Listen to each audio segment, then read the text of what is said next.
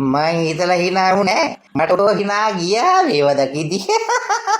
සූර්යවංශි කවුද කියලා ශ්‍රී ලංකා කණ්ඩායම දන්නේ නැහැ. හොඳ හැටි දැනගත්ත කවුද කියලා. ඔව් ඒකේ දෙකක් නෑ. හැවනේ කරේ ගැහුව නෙවෙයි හැවා.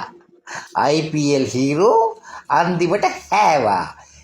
ඌ විතරක් නෙවෙයි උගේ මහවුනුත් හැවා අන්තිම වෙද්දි. හොලිවුඩ් බොලිවුඩ් පරාදයි දෙයියෝ මේ ලංකාවෙන් කරපු ඩ්‍රාමා එකට. ඒ ටීම් ඩ්‍රාමා එක ෂෝක් වැඩි. හරිය ඔහුගේ අවුරුදු 10ක ක්‍රිකට් ජීවිතයේ ලොකුයි ශ්‍රී ලංකා ක්‍රිකට් අවසාන අවුරුදු 10කට වඩා අපට සිරි. ඕම් බලාපල්ලා ලංකාවේ ක්‍රිකට් වැටිච්ච තැන තනිකර බල්ලවාක්කයකටම දාලා කතාව. ගහපි IPL ගිහලා බුදේ පුත්තු ටික. අම්මෝහා.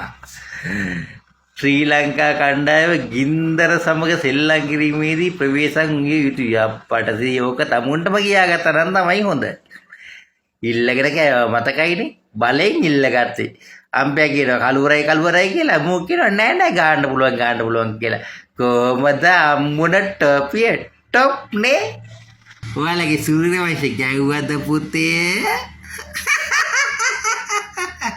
සූර්යවංශ කොල්ලෝ ඌට ලැජ්ජාවස ගන්න බරුව අන්තිමට ගා ගන්න අජ්ජා. කවුද පුතේ කුජීත උඩේ?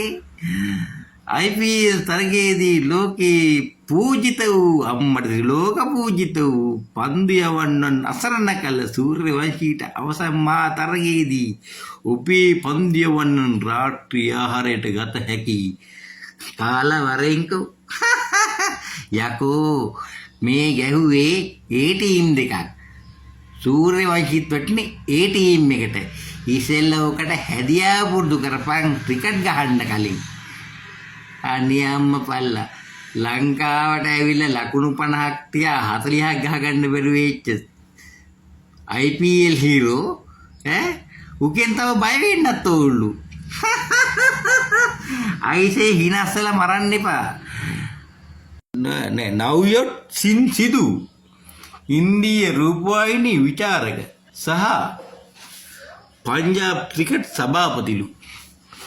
අනේ ගොයියෝ මතක නැද්ද 96 ටීම් එක සනත්ලා එහෙම ගහද්දි සනත්ලාගේ පාරවල් දරා ගන්න බැරුව ක්‍රිකට් දාලා දිව්වා. ඒ වගේ කාලයක් උඹලට තිබුණා නේද? මතකයිනේ කවුද කට්ටිය කියලා? අවුරුදු 10කට කලින් ඒවා දැන් ඕනේ නැති වුණාට දැන් ඒවා ඉස්සරහට ඕනේ වෙනවා. ඔව් පරිස්සම් කරගන්න. ඒ ටීම් එක අවුරු හරි නැෂනල් ටීම් එක වෙනවා. එතකොට ඔය දැන් සූර්යවංශී අවුට් කරපු සෙට් එක ආපහු උන්ට සෙට් වෙනවා. හොඳේ පරිස්සම්